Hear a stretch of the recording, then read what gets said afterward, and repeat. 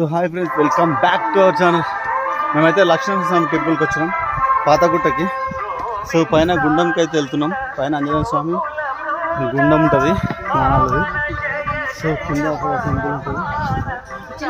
so మెట్టదారు ఇది చిలుక, చిలుక చూసి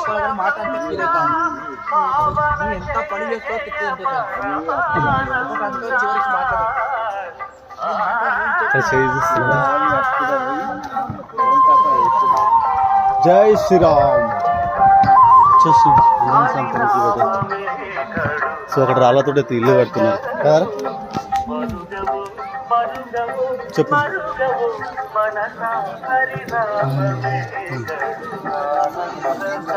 చూడండి,